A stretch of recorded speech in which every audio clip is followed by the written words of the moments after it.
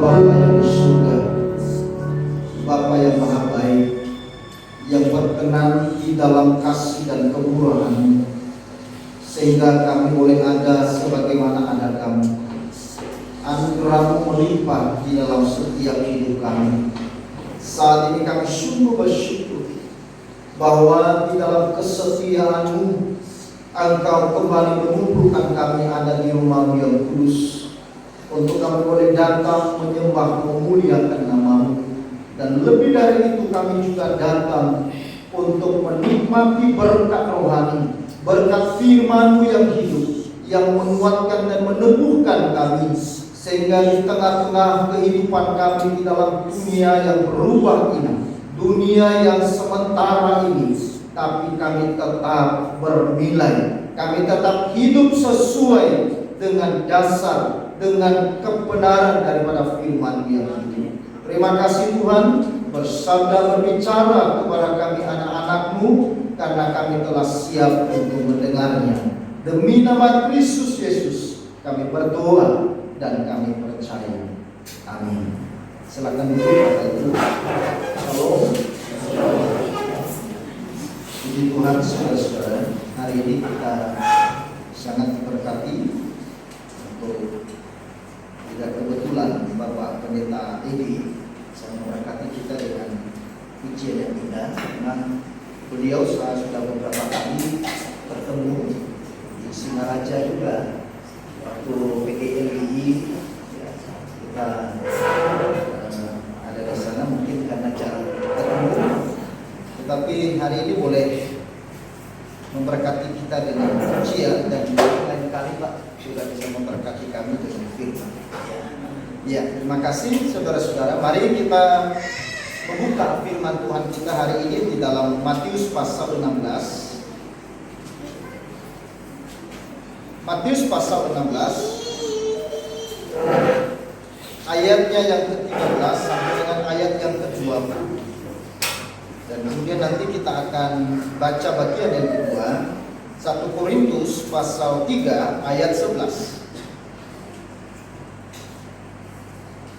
Matius pasal 16 ayat 13 sampai dengan ayat yang ke-20. Mari kita akan baca bergantian. Saya baca ayat yang ganjil, saudara-saudara baca ayat yang genap sampai dengan seterusnya. Demikian firman Tuhan. Setelah Yesus tiba di daerah Kaisarea Filipi, Ia bertanya kepada murid-muridnya, kata orang, siapakah anak manusia itu?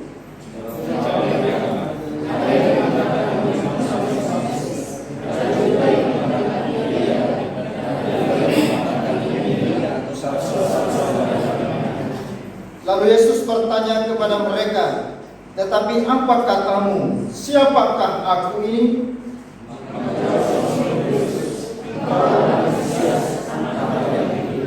Kata Yesus kepadanya, berbahagialah engkau Simon bin Yunus, sebab bukan manusia yang menyatakan itu kepadamu, melainkan Bapa-Ku yang di surga.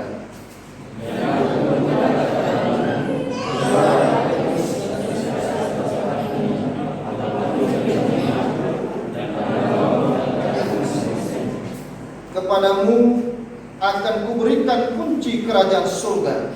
Apa yang kau ikat di dunia ini akan terikat di surga, dan apa yang kau lepaskan di dunia ini akan terlepas di surga.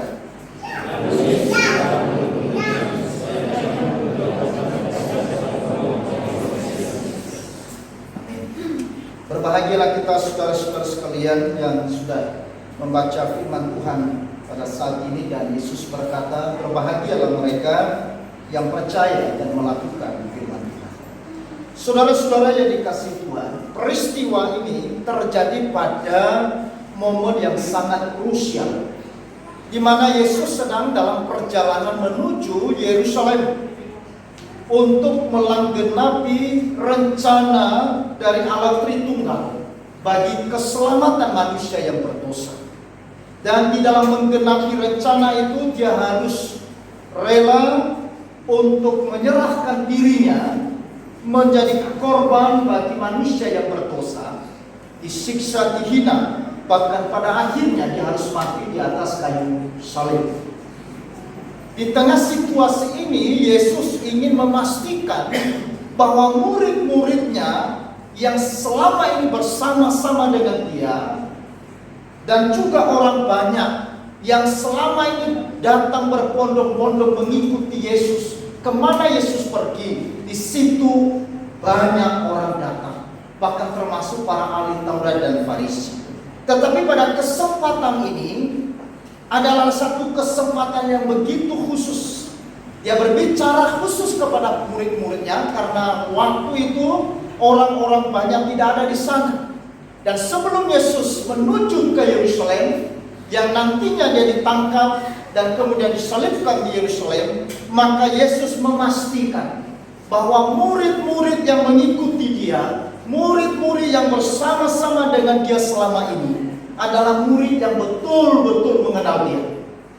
Maka itulah sebabnya saudara-saudaraku yang kekasih dalam Tuhan, Yesus tidak ingin para murid ini hanya sekedar ikut dia, tetapi didasarkan atas sebuah pengenalan yang benar. Karena pengenalan yang benar akan menghasilkan sebuah tindakan yang benar dan hasil yang benar. Tetapi sebaliknya, pengenalan yang salah akan menghasilkan sebuah tindakan yang salah dan hasilnya yang salah dan mengecewakan. Saudara-saudara, ada sebuah cerita yang dikisahkan oleh Bapak Pendeta Edi Frances dalam bukunya, yaitu cerita kisah cinta Otong dan Oneng.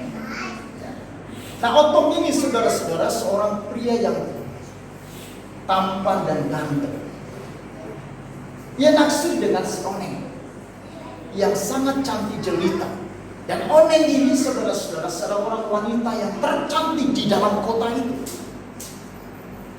Lalu kemudian si Otong, dia mulai memperhatikan kepada si Oneng, ya. Dia selalu bawa hadiah kepada si Oneng, makanan-makanan yang bagus, ya, pemberian-pemberian yang terbaik. Bahkan saudara-saudara, pada suatu hari si Oneng ulang tahun. Lalu kemudian di hari ulang tahun itu si Otong datang dan memberikan hadiah yang sangat spesial, hadiah yang begitu mahal, yaitu cincin berlian yang sangat mahal. Pada saat itu si Oneng begitu terharu.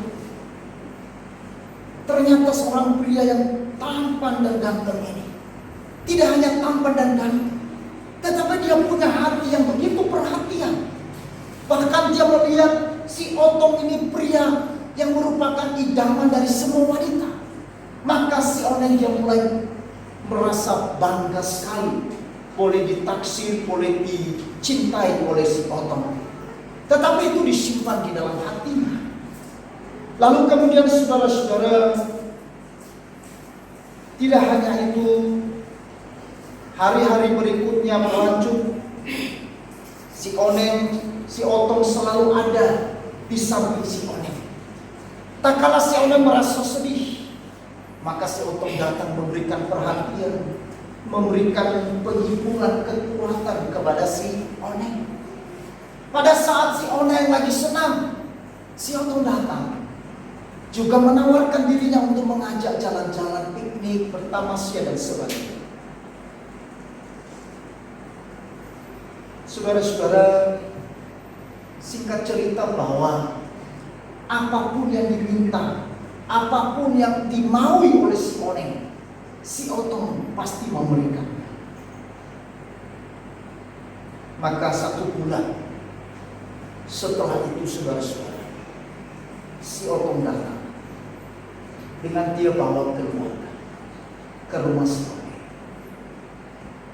Si Oneng kaget, apa gerangan si Otong datang? Hari ini dia tidak datang sendiri, tetapi dia datang dengan keluarga. Apakah ini berita yang baik? Dengan malu-malu, si Oneng tetap di dalam kamar. Dia coba menunggu gerangan apa yang terjadi. Lalu kemudian si Otong datang menghadap kepada kedua orang tua dari si Oneng, dan dia mengutarakan niat baiknya untuk melamar kepada si Oneng. Lalu orang tua dari si Oneng memanggil si Oneng di kamar. Neng, ada si Otong. Oh ya, kenapa Pak? Si Otong mau melamar. Yes. Lalu kemudian dengan cepat si Oneng berdandan. Dia memakai pakaian yang paling terbaik.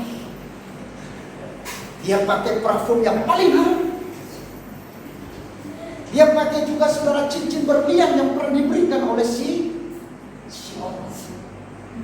Waduh saudara-saudara, keluarlah si Oneng. Si Oneng melihat, waduh, Oneng, sungguh kau wanita idaman. Karena memang si Oneng wanita yang tercantik di kota ini. Tidak salah aku melamar. Wah, si Oneng juga dia melihat si Otong. Waduh, ini abang si Otong begitu ganteng hari, spesial sekali. Lalu kemudian dia duduk. Lalu si Otong berkata, Neng, tadi aku sudah bicara sama orang tua bahwa maksud kedatanganku dan keluargaku yaitu untuk mewujudkan cinta, untuk mau melamar menjadi istri. Tetapi sebelum itu saya ingin tanya kepadamu, dan kamu harus menjawab di hadapan keluarga. Si Oneng mengaku. Apa pertanyaan si Oneng? Maukah kamu menikah denganku? Pertanyaan itu membuat si Oneng wajahnya begitu bersuka cita. Dia berkata, yes, yes, iya Bang, pasti Bang. Siapa wanita yang tidak mau menikah dengan abang?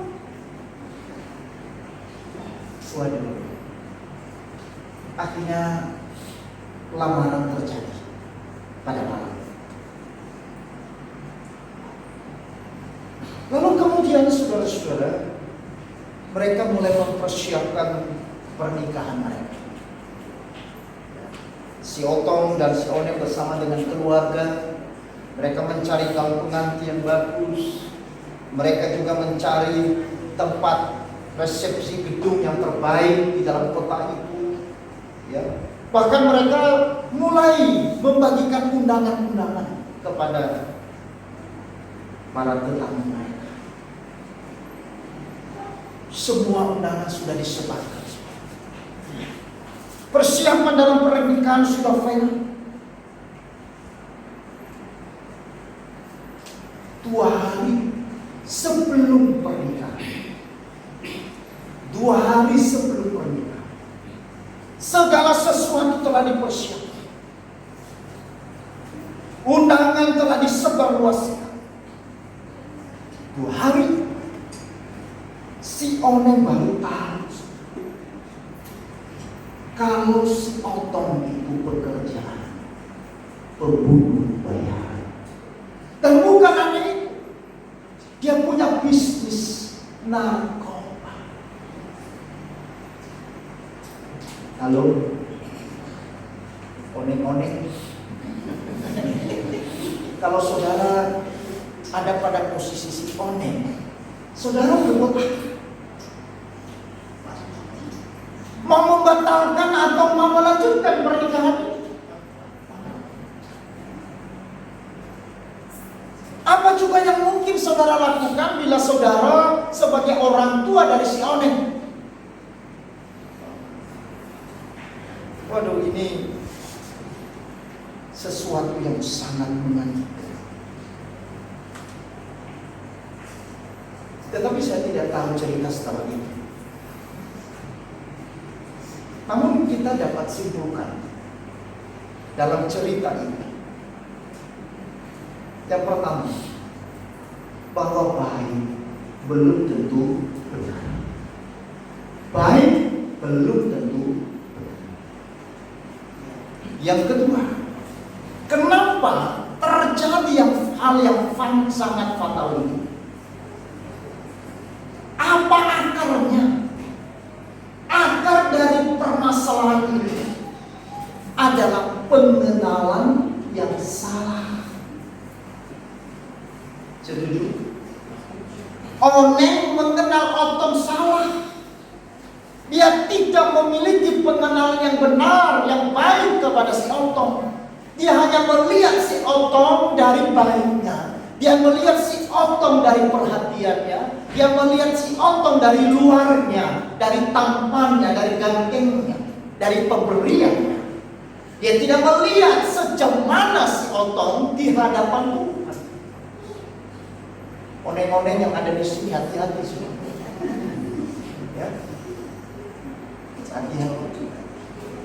Jangan cepat melihat sesuatu dan menyimpulkan segala sesuatu hanya karena baik. Baik belum tentu benar, tapi benar pasti baik. Amin.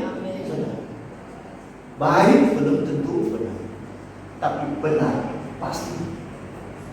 Nah, saudara-saudara yang dikasihi oleh Tuhan, itulah sebabnya di sini sebelum Yesus tiba di Bukit Golgota, Yesus tidak ingin para muridnya memiliki pengenalan yang salah akan dirinya.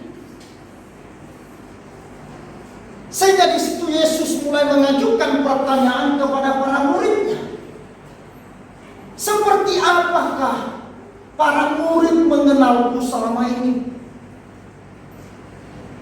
Tetapi sebelum dia bertanya kepada para murid tentang apa atau pendapatnya tentang dia, lalu dia mengajukan pertanyaan yang pertama, saudara-saudara. Mari kita perhatikan di dalam ayatnya yang ke-13. Setelah Yesus tiba di daerah Kaisarea Filipi, ia bertanya kepada murid-muridnya, kata orang, siapakah Anak Manusia? Pertama Yesus katakan, kata orang, siapakah Anak Manusia itu? Pertanyaan Yesus kepada para murid bukan berarti Yesus tidak tahu siapakah jawabannya. Bukan berarti Yesus tidak tahu siapakah dirinya. Tetapi pertanyaan ini ditujukan untuk mengetahui sejauh mana selama ini orang-orang banyak yang mengalami mukjizat, yang makan roti, ya, yang 5 dan 2 ikan, bahkan kemudian mereka menjadi kenyang, yang melihat orang lumpuh berjalan, yang melihat orang buta melihat, orang tuli mendengar, bahkan orang yang mati bangkit dari kuburan. Saudara-saudara, seperti apa setelah mereka melihat dan menyaksikan semua mukjizat-mukjizat yang ia lakukan, dan setelah mereka mendengar hampir setiap saat, setiap waktu, orang banyak ini berbondong-bondong termasuk ahli Taurat dan Farisi, mereka mendengar pengajaran-pengajaran Kristus. Lalu seperti apa mereka memandangnya? Apakah betul-betul mereka sudah mengenal dia atau tidak? Maka dia mengajukan pertanyaan, menurut orang banyak, aku ini siapa? Kata orang banyak, aku ini siapa? Apakah orang banyak ini sudah mengenal Yesus dengan benar? Atau sekedar ikut-ikutan? Sekedar ingin meramaikan karena ada orang berbondong-bondong, kan biasanya begitu kan? Dan mengikuti ajakan teman-temannya, seperti demo barusan. Jadi Jakarta ditangkap hampir ratusan, ditanya, kenapa kamu ikut demo? Nggak tahu, diajak teman. Lalu terus apa yang kamu demokan? Juga tidak tahu. Kamu tahu undang-undang cipta kerja? Tidak tahu. Apa isinya? Tidak tahu. Lalu kenapa ikut? Ya karena ada bos yang hantar. Saudara-saudara, Yesus pastikan apakah orang yang berbondong-bondong, orang yang banyak itu, orang yang ribu-ribuan itu, yang mengaku percaya Yesus, yang mengaku sangat kagum kepada Yesus, yang setiap harinya mereka mengikut Yesus. Kemana Yesus pergi? Betulkah mereka sudah mengenal dia dengan benar? Saudara-saudara, Yesus tidak terlalu tertarik dengan jumlah. Hati-hati. Kuantitas penting, tetapi kualitas lebih penting. Amin. Tuhan tidak memanggil muridnya ribuan. Tuhan yang memanggil 12. Saudara, apa artinya ribuan orang berbondong-bondong tetapi mereka mengenal dengan pengenalan yang salah, yang kemudian berakibat fatal seperti si ombak. Apa artinya mereka mengikut Yesus di awal-awal begitu menggebu-gebu karena melihat mukjizat, karena melihat semua perbuatan-perbuatan yang dilakukan Tuhan, ya. Lalu kemudian pada akhirnya mereka menjadi kecewa. Ketika pergumulan permasalahan ada, kesulitan hadir, lalu mereka mulai menjadi orang yang seperti tidak bertuhan. Ketika corona lewat, maka mereka sudah kehilangan pengharapan. Saudara-saudara, mereka mulai bertanya, apakah Tuhan itu maha kuasa? Di manakah mukjizat Tuhan? Di mana keajaiban Tuhan selama ini yang aku dengar? Bukankah selama ini aku selalu datang kepada Tuhan dan aku begitu mengagumi Yesus sebagai Tuhan, sumber dari kuasa. Tapi mengapa corona lewat? Sekarang sepertinya tidak ada sesuatu yang dikerjakan oleh Dia. Kenapa Tuhan membiarkan jutaan manusia mati? Ini fakta yang terjadi. Saudara-saudara, dan itu sudah kita lihat di dalam Alkitab. Ketika orang banyak mengalami mukjizat, pada saat Tuhan Yesus mengalukan mukjizat memberi makan 5.000 orang laki-laki, belum perempuan dan anak-anak, maka dipastikan hampir kurang 12.000 orang. Lalu dikatakan mereka makan sampai kenyang, bahkan makanan lebih berapa? 12. Lalu kemudian besok mereka mencari Yesus. Di mana Yesus yang kemarin sore melakukan mukjizat? Lalu kemudian setelah itu ditanya, kenapa kamu ingin bertemu dengan Yesus? Kami ingin menjadikan Dia menjadi raja kami. Kami ingin menjadikan Dia raja. Nah, saudara-saudara, apa motivasi? Apa motivasi orang yang telah makan roti yang dilakukan Tuhan dengan mukjizat yang besar ini untuk menjadikan Yesus menjadi raja? Mereka bukan menjadikan Yesus raja kehidupan mereka, tetapi mereka menjadikan Yesus sebagai raja perut mereka.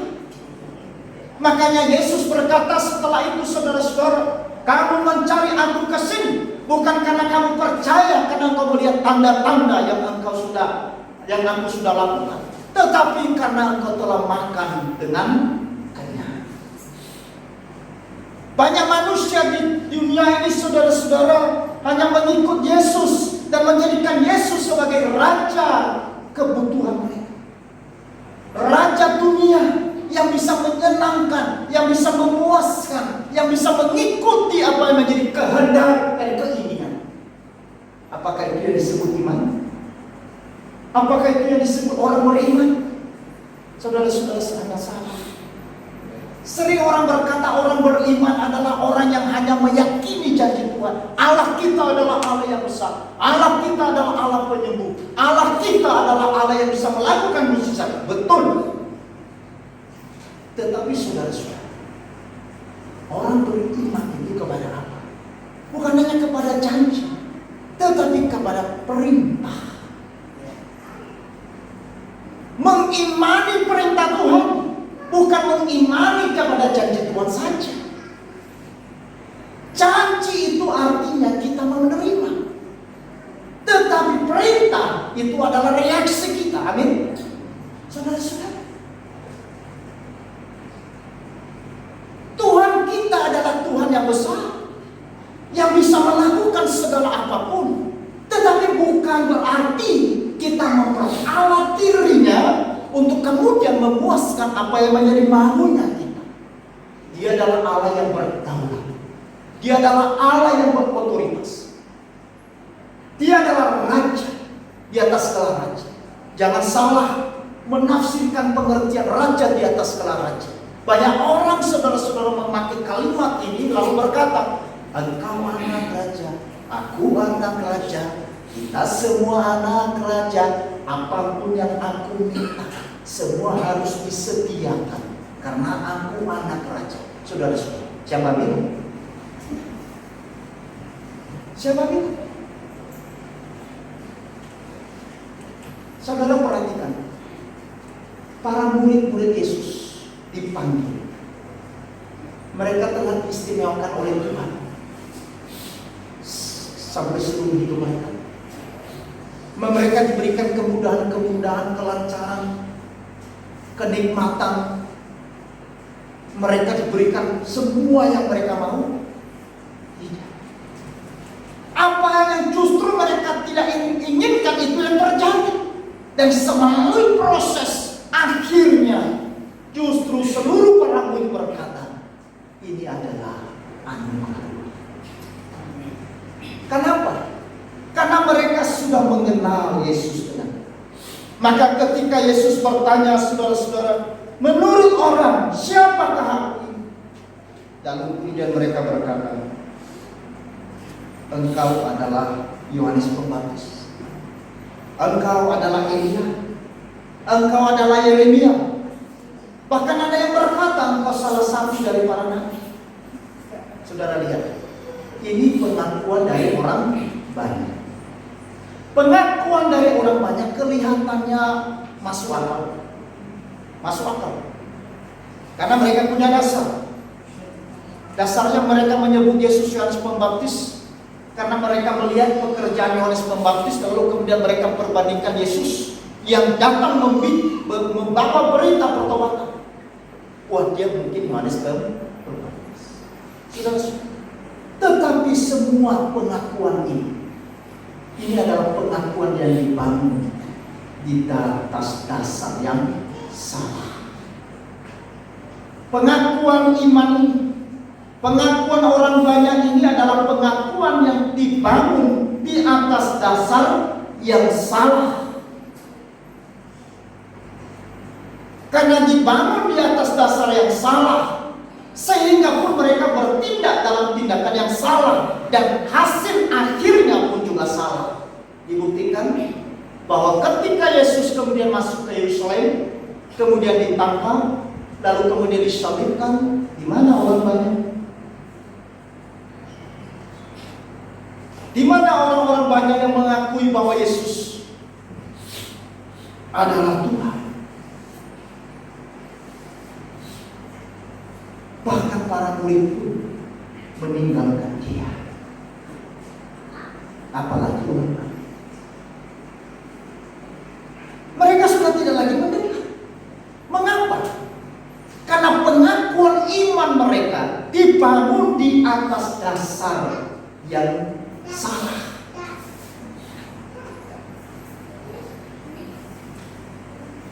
Bukan Yohanes Pembaptis, bukan Elia, bukan Yeremia, atau salah seorang dari nabi. Lalu mendengar jawaban daripada murid tentang pendapat orang terhadap dia. Kenapa dia tanya kepada para murid? Karena tentunya para murid lebih dekat dengan orang banyak. Para murid tentu mendengar isu-isu dari luar. Para murid mungkin lebih dekat dengan orang-orang yang selalu bersama-sama dengan dia, sehingga ya mereka pasti akan omong. Mungkin kalau di depan Yesus mereka tidak omong terang-terangan, tetapi kalau di luar Yesus mereka omong. Maka dia tanya kepada para murid. Tetapi setelah dijawab, saudara-saudara, di dalam ayatnya yang ke 15, lalu Yesus bertanya kepada mereka, tetapi apa katamu, siapakah aku ini? Waktu para murid memberikan jawaban pendapat orang banyak, Yesus tidak reken. Yesus tidak hiraukan. Yesus tidak lagi bertanya yang lain. Atau dia berkata, loh kok bisa begitu ya? Padahal si Anu itu kan aku sudah sembuhkan. Loh, si Anu itu kan aku sudah dia sudah ikut makan waktu peristiwa mukjizat 5 roti dan 2 ikan. Si Anu itu kan selalu bersama-sama dengan kita kan. Kok bisa ngomongnya kayak gitu sekarang? Yesus tidak hiraukan. Ternyata saudara-saudara, Yesus tidak prioritas kepada hal itu. Yesus sedang prioritas kepada siapa? Kepada para muridnya. Dia tidak peduli kata orang terhadap dirinya, tetapi apa yang murid-muridnya katakan tentang dia, ini yang paling penting bagi dia. Makanya di situ saudara-saudara ayat 15, lalu Yesus bertanya kepada mereka, tetapi apa katamu, siapakah aku ini? Nah saudara-saudara, di sini Yesus bertanya secara pribadi, secara personal kepada para. Makanya iman itu adalah bersifat pribadi. Keselamatan adalah bersifat personal. Menerima Yesus bersifat personal. Bukan karena bapakku pendeta sudah pasti saya selamat. Karena saya sudah orang Kristen sudah pasti selamat. Karena aku rajin ibadah sudah pasti selamat. Karena aku orang yang rajin melayani di gereja pasti selamat. Tidak. Jangan tertipu, saudara-saudara. Ini personal, secara pribadi. Maka keselamatan dan pengenalan secara pribadi kepada Yesus ini adalah penting. Maka ini yang dikejar oleh Yesus kepada para murid. Dan puji Tuhan saudara-saudara, murid-muridnya menjawab dan kemudian diwakilkan oleh juru bicara mereka, yaitu yang bernama siapa? Simon Petrus. Engkau adalah Mesias, Anak Allah. Engkau adalah Mesias, Anak Allah. Jawaban daripada Simon Petrus adalah jawaban yang singkat sekali, tetapi jawaban yang benar, yang bermakna dan mencapai sasaran. Karena itu yang dikehendaki oleh Yesus untuk mereka menjawab seperti itu. Ini adalah sebuah pengakuan yang benar bahwa Allah yang benar adalah Allah yang hidup, berlawanan dengan berhala yang bisu, yang tuli dan mati.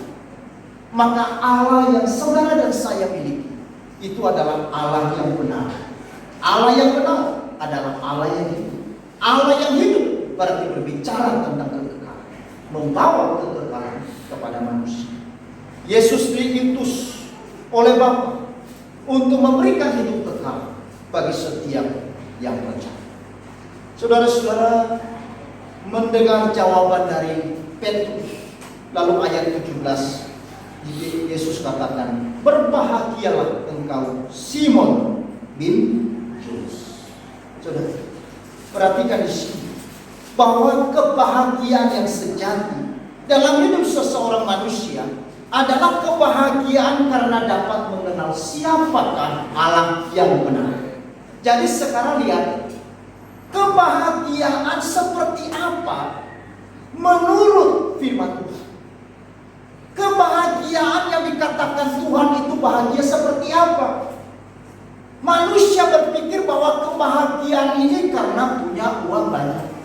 Kebahagiaan itu karena punya suami yang bagus. Kebahagiaan itu karena punya pekerjaan yang bagus, punya jabatan yang bagus.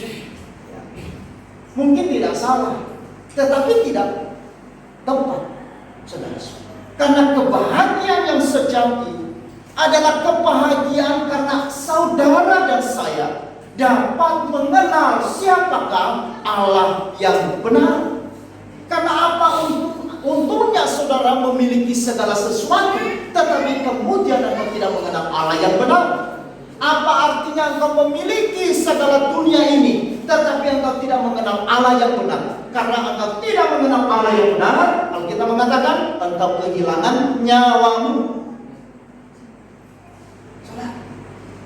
Apa untungnya saudara menimbun emas seumur hidupmu,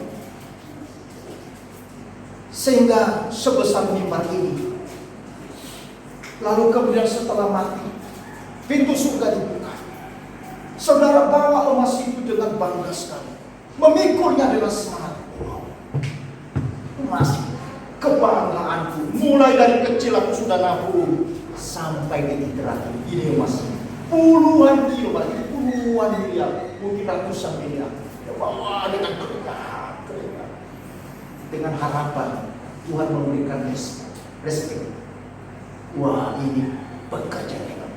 Ini orang yang berhasil, orang sukses dunia, masuk di surga membawa saudara-saudara.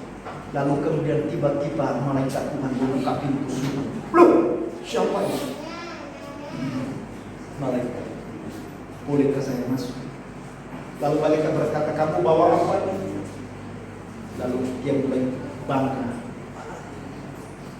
Ini hasil jerih selama aku hidup.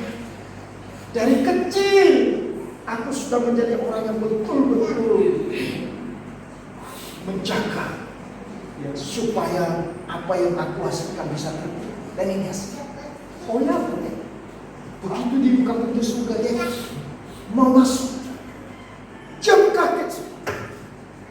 Ternyata lantai emas. Itu lantainya emas yang luar biasa. Lantai surga emas yang berkilau. Dia mulai melihat emasnya. Aduh, ini emas, aku sudah capek-capek puluhan tahun aku sudah timbun emas sebesar ini, tapi kok bisa begini? Lalu kemudian nada-nada agak sini, ya, kemudian bilang, malaikat berkata, jangan masuk, jangan bawa sampah. Begitu dia melihat lagi, waduh, semuanya emasnya luar biasa. Akhirnya dia merasa malu. Dia mencoba gimana ya, supaya emas ini saya singkirkan. Emas yang tadi dipikul mulai disingkirkan di pojok. Dia pikir tidak ada orang, ternyata di surga ada CCTV. Ya kan? Loh, kemudian malaikat Tuhan berkata, jangan buang sampah sembarangan. Maka ketika Paulus berkata, apa yang dahulu merupakan keuntungan bagi sekarang kuanggap, bahkan kuanggap sampah. Kalau kebahagiaan manusia bergantung kepada apa yang dia miliki, ini sampah. Jangan tersimak.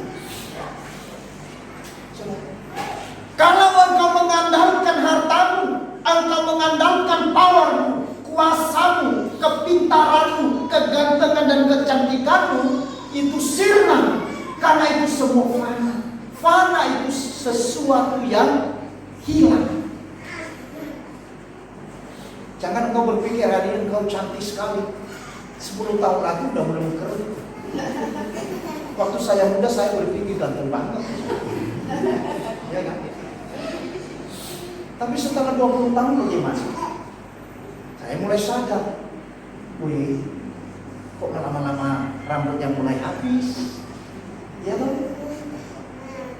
Saudara-saudara, di rumah saya itu waktu masuk, saya ada foto waktu muda, umur 25 tahun, rambutnya bagus, persis depan pintu kamar saya masuk, kamar tidur.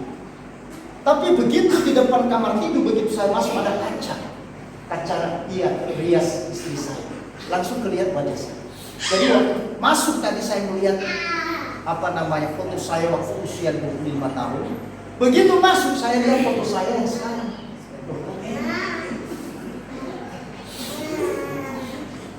Waktu lihat begitu bangga, oh ganteng juga ya. Tapi begitu masuk, waduh, kok begini? Itu fakta.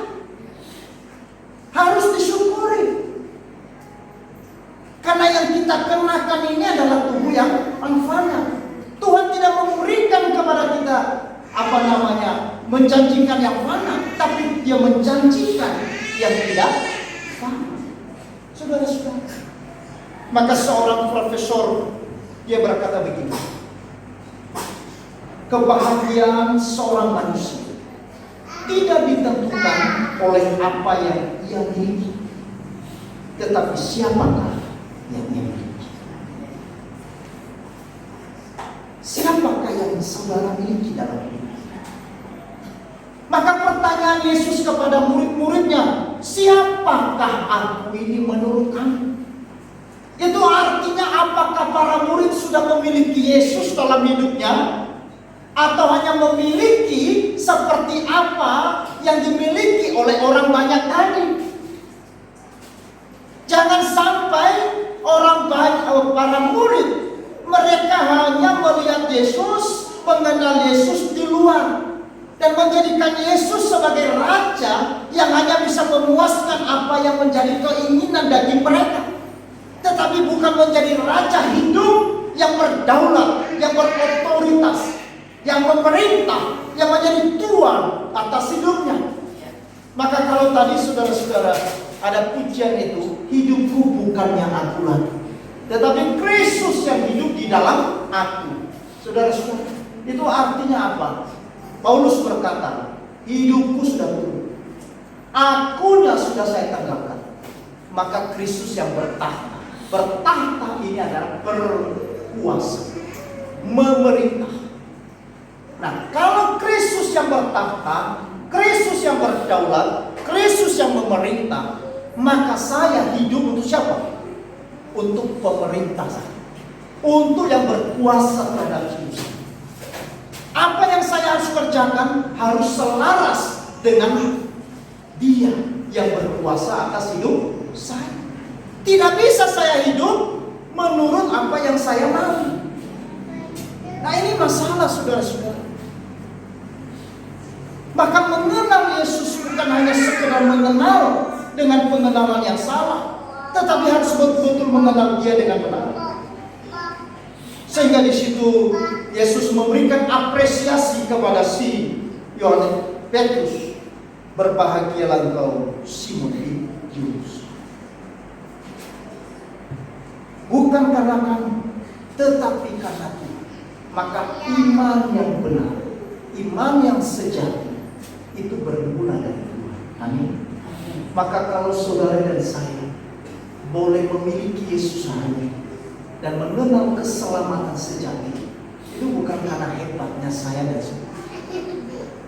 Itu bermula dari Tuhan yang beranugerah kepada kita. Tanpa anugerah kita tidak bisa menikmati berkat di dalam Kristus. Tanpa anugerahnya yang memulai di dalam hidup kita, tidak mungkin kita bisa mengenal siapakah Dia yang sebenarnya. Maka itu sebenarnya Yesus berkata, bukan kamu, tetapi Dia yang berkata-kata di dalam kamu. Terang Allah, terang Roh Kudus yang menerangi hati si Petrus sehingga dia boleh berkata.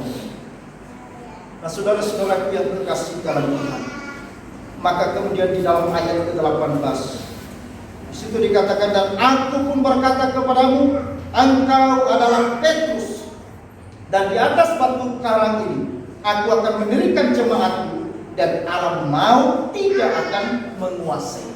Nah, saudara-saudara, dalam bahasa Yunani, saudara, Petrus itu adalah dua. Yang pertama Petrus. Petrus itu batu kecil atau kerikil. Tetapi Petrus yang dipakai di sini itu adalah Petra, bukan Petrus. Petra itu adalah batu yang besar. Maka ketika Yesus berkata di sini, saudara-saudara, dan aku berkata kepadamu, engkau adalah Petrus, dan di atas batu karang ini aku akan mendirikan jemaatku, dan alam maut tidak akan menguasainya. Itu artinya saudara-saudara, di sini memberikan kepada kita sebuah dasar, sebuah fondasi hidup orang Kristen, bahwa kita tidak hidup di atas pribadi Petrus yang adalah batu-batu kecil itu, tetapi kita hidup di atas Petra, yaitu batu besar, di atas batu karang yang teguh, yaitu siapa? Yesus Kristus. Jadi dasar dari hidup orang Kristen adalah Yesus Kristus, bukan yang lain. Makanya 1 Korintus pasal 3 ayat 11, saudara-saudara, mari kita baca. 1 Korintus pasal 3 ayat 11. 1 Korintus pasal 3 ayat 13. Ayat 11. Mari kita baca 1, 2, 3. Karena tidak ada seorang pun yang dapat meletakkan dasar lain daripada dasar yang telah diletakkan, yaitu Kristus, Yesus Kristus. Itulah dasar hidup orang Kristen. Dia harus dibangun di atas fondasi, di atas dasar Kristus, bukan di atas yang lain. Yesus adalah fondasi, dasar yang kuat bagi hidup iman orang Kristen. Amin. Dasar yang kuat membuat seseorang bertahan dalam keadaan atau situasi sekalipun. Dasar atau fondasi begitu penting. Dalam sebuah bangunan, fondasi menentukan sebuah kekuatan di dalam bangunan itu. Maka Yesus yang adalah batu karang yang utuh, Dia adalah dasar di dalam iman Kristen. Orang Kristen harus membangun dasar hidupnya, dasar kehidupan imannya di atas Yesus Kristus, bukan pada yang lain. Bangunan kehidupan iman kekristenan kita hari ini dibangun di atas dasar apa? Ini menjadi pertanyaan klasik. Kita bangun di atas dasar apa? Karena jika bangunan kehidupan orang percaya didasarkan pada yang kekal, maka kita akan memperoleh kepastian yang kekal. Amin. Sebaliknya, jika didasarkan pada hal-hal yang fana dan sementara, pastilah tidak akan tahan uji. Ibarat emas dan sekam. Emas jika dipanaskan akan semakin murni dan berkilau, dan semakin berkualitas dan semakin berharga. Itulah emas. Tetapi sekam justru ketika dipanaskan dia akan lenyap, dia akan terbakar dan habis. Saudara-saudara, maka gereja harus berdiri di atas dasar pengakuan iman yang benar. Gereja harus berdiri di atas pengenalan yang benar akan Yesus Kristus, bukan di atas dasar yang lain. Karena dengan dasar yang benar akan menghasilkan yang benar pula. Apa hasilnya bagi orang percaya yang memiliki dasar yang benar di atas Yesus Kristus? Ada 3 di sini dikatakan. Yang pertama, tidak akan runtuh walau pencobaan. Di dalam Matius pasal 7, saudara-saudara, dikatakan. Mari kita baca Matius pasal 7 ayat 25.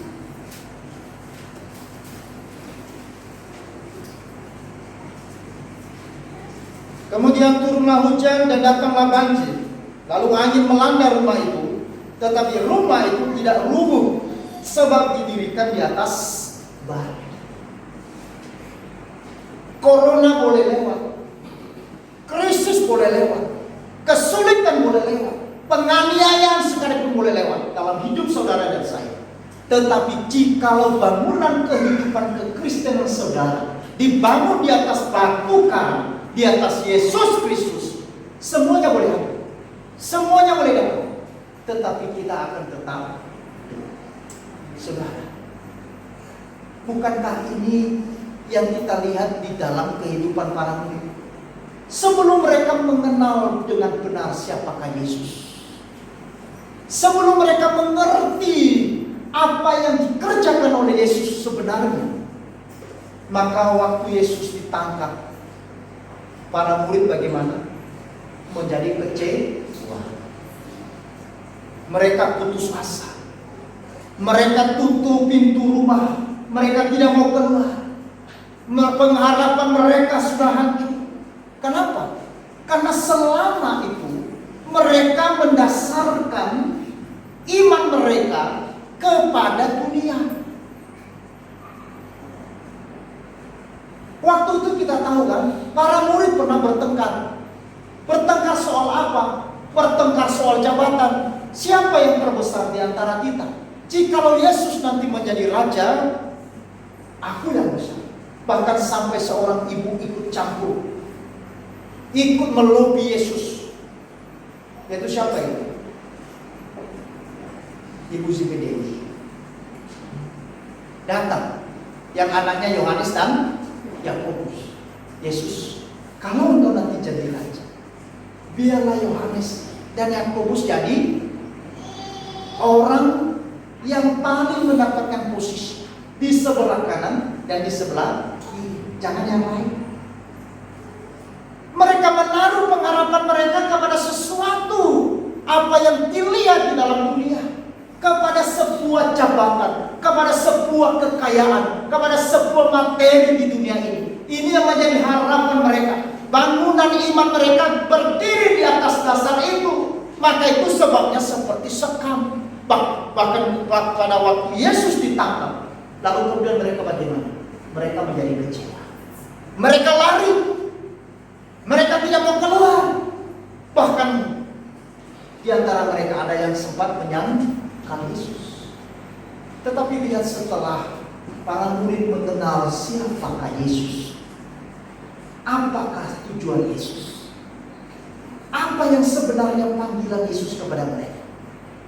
Maka setelah Yesus bangkit dari antara orang, lalu kemudian para murid diubahkan mereka. Mereka yang dulunya takut, tetapi menjadi pemberani. Mereka yang dulunya menghindari permasalahan, mereka hadapi permasalahan. Dulunya mereka tidak ingin dianiaya, tetapi memberi diri dianiaya. Saudara-saudara, bahkan Petrus pada saat dia ditangkap, lalu kemudian dia berkata, jangan salibkan aku seperti Tuhanku disalib, karena aku tidak layak aku disalib seperti Yesus disalib. Salibkanlah aku, tetapi aku minta kepalaku dibawah. Saudara, Petrus siapa? Sebelum dia mengenal siapakah Yesus yang sebenarnya, apakah tujuan dari iman yang sebenarnya, dia berkata, aku bukan muridnya. Itu pun hanya ditanya oleh seorang perempuan yang lemah, perempuan yang di dapur. Bukan kamu jelas seorang dari murid kan? Oh, nah. Tetapi ketika pasukan tentara menangkap dia dan mau menyalibkan dia, dia minta untuk disalibkan dengan kepala imam. Kenapa sih? Karena pengenalan yang benar akan menghasilkan reaksi yang benar, tindakan yang benar, dan hasil yang benar. Nah, saudara-saudara, maka itu sebab menjadi orang Kristen jangan salah membangun kehidupan iman kita kepada sesuatu yang sifatnya sementara. Jangan hanya kepada sesuatu yang sifatnya di dunia ini saja. Jangan hanya kepada kesembuhan belaka. Jangan hanya kepada mujizat belaka. Jangan hanya kepada hal yang jasmani belaka. Jangan hanya doanya terus supaya diberkati, ya, tidak pernah berdoa supaya aku kuat dan di dalam kesulitanku aku boleh menjadi berkat. Saudara, orang Kristen biasanya berdoa gimana? Tuhan, masalahku lewatkan Tuhan, masalah singkirkan Tuhan. Tidak salah, tetapi doa yang sejati adalah doa yang minta Tuhan bukan untuk mengangkat masalahnya, tetapi berdoa supaya Tuhan memberi kuasa, kekuatan menghadapi masalah. Amin. Saudara-saudara, maka itulah sebabnya di sini saudara-saudara, hasil dari orang yang mengenal Allah dengan benar, maka dia tidak akan roboh walaupun banyak ujian, walaupun banyak ada persoalan di dalam hidupnya, dia akan tetap berjalan karena Yesus beserta dengan dia. Yang kedua, saudara-saudara, alam maut tidak akan menguasainya. Ayat 18. Dan aku pun berkata kepadamu, engkau adalah Petrus, dan di atas batu sekarang ini aku akan mendirikan jemaatku, dan alam maut tidak akan menguasai. Ini mengisyaratkan saudara-saudara bahwa jemaat memiliki musuh yang kita hadapi dari waktu ke waktu, berperang melawan dan meruntuhkan kita Bahkan dia seperti singa yang mengaum-ngaum. Dan itu disebutkan di sini yaitu alam maut. Alam maut merupakan kekuasaan dan pemerintahan kerajaan iblis.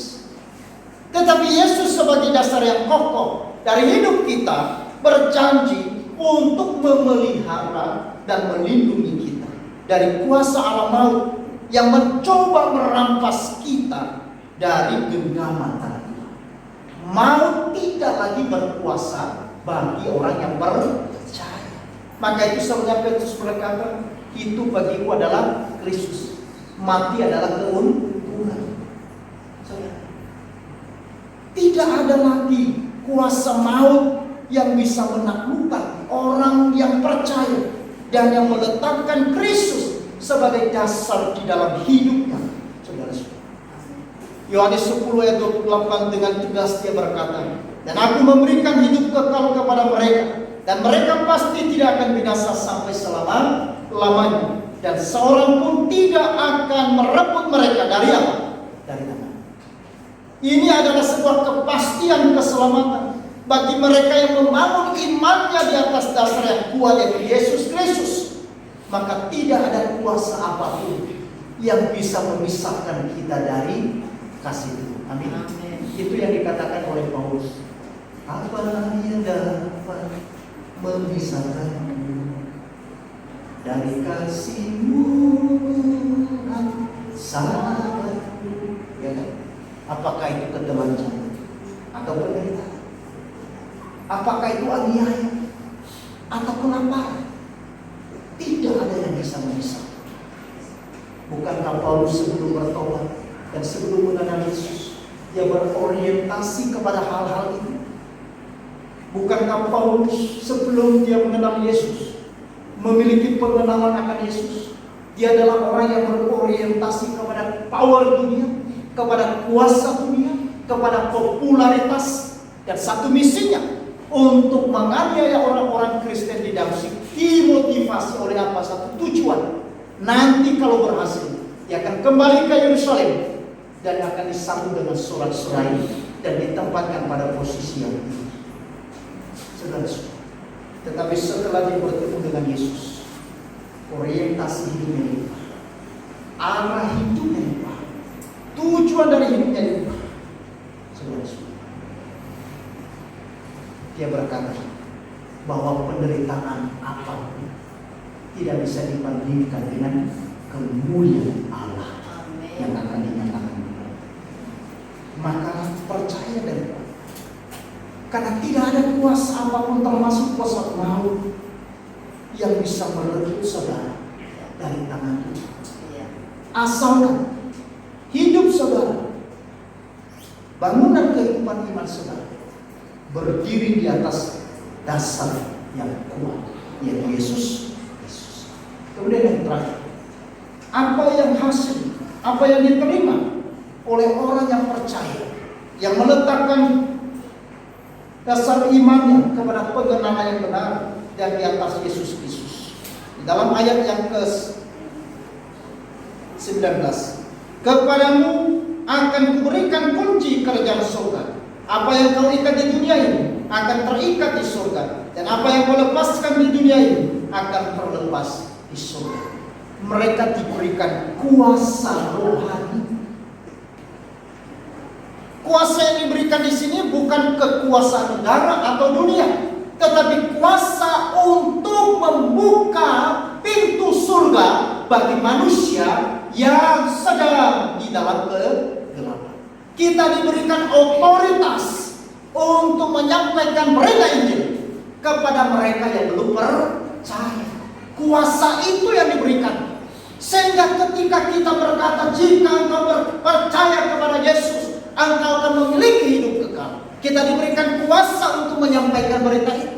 Ada kuasa yang diberikan kepada kita untuk melayani. Ada kuasa untuk menyatakan kebenaran di tengah-tengah dunia ini. Ada kuasa, ada kunci pengajaran yang kita terima. Tetapi juga ada kunci atau kuasa melakukan penertiban atau pendisiplinan.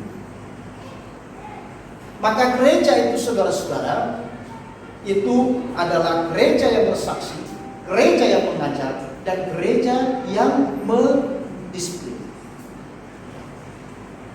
Saudara, maka itu diberikan kepada mereka. Nah, saudara-saudaraku yang kasih dalam Tuhan, maka kuasa rohani ini adalah anugerah Tuhan. Ini hasil dari pengenalan yang benar akan Tuhan.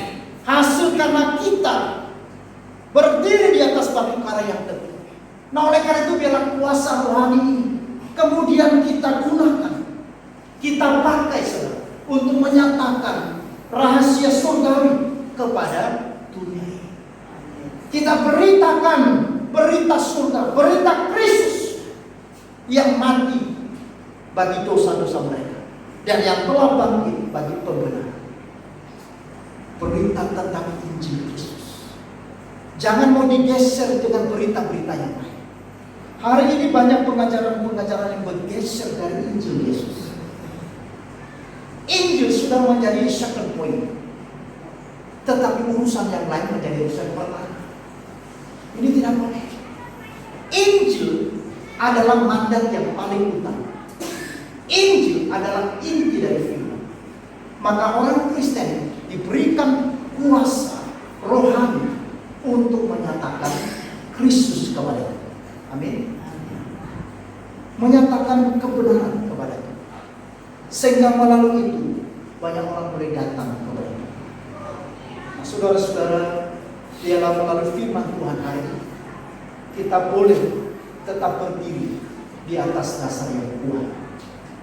Bangun kehidupan kekristenan saudara tidak di atas dasar sekam, tidak di atas dasar kayu atau jerami, tetapi bangun kehidupan kekristenan kita hari ini di atas batu karang.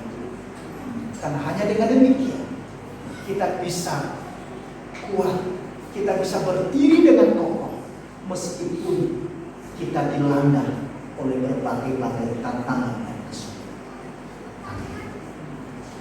Tuhan, terima kasih untuk firman yang sudah berbicara kepada kami bahwa Engkau sungguh Yesus Tuhan kami, dasar yang kokoh dan kuat bagi kehidupan kekristenan kami, kehidupan iman setiap kami. Tuhan, ingatkan kami bahwa pengenalan yang benar akan Yesus akan membawa kami pada tindakan dan reaksi yang benar, dan kemudian berakhir dengan kemuliaan Allah. Tuhan, terima kasih.